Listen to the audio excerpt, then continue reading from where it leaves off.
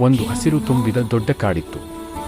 ಆ ಕಾಡಿನಲ್ಲಿ ಹಲವಾರು ಪ್ರಾಣಿಗಳು ಸಂತೋಷವಾಗಿ ಬದುಕುತ್ತಿದ್ವು. ಆನೆ ರಾಜಪ್ಪ, ಸಿಂಹ ವೀರ, ನರಿ ಚಿಕ್ಕು, ಮೊಲಗುಡ್ಡು, ಜಿಂಕೆ ಮಿಂಚು ಮತ್ತು ಹಕ್ಕಿಗಳ ಗುಂಪು ಎಲ್ಲರೂ ಒಬ್ಬರನ್ನೊಬ್ಬರು ಗೌರವದಿಂದ ನೋಡಿಕೊಳ್ಳುತ್ತಿದ್ದರು.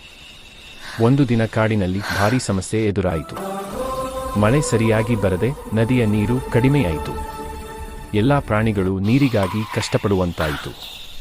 ಮೊಲಗುಡ್ಡು ದುಃಖದಿಂದ ಹೇಳಿತು, ನಮಗೆ ನೀರು ಇಲ್ಲ ಅಂದ್ರೆ ಹೇಗೆ ಬದುಕೋದು? ಆನೆ ರಾಜಪ್ಪ ಗಂಭೀರವಾಗಿ ಮಾತನಾಡಿದ, ಎಲ್ಲರೂ ಸೇರಿ ಪರಿಹಾರ ಕಂಡುಹಿಡಿಯೋಣ. ಒಬ್ಬೊಬ್ಬರಾಗಿ ಬೇಸರ ಪಡೋದು ಬೇಡ. ನರಿ ಚಿಕ್ಕು ಒಂದು ಯೋಚನೆ ಕೊಟ್ಟ, ಕಾಡಿನ ಹಳೆಯ ಗುಹೆಯ ಹತ್ತಿರ ಒಣಗಿದ ಬಾವಿ ಇದೆ. ನಾವು ಅದನ್ನು ಸ್ವಚ್ಛ ಮಾಡಿದ್ರೆ ನೀರು ಬರಬಹುದು.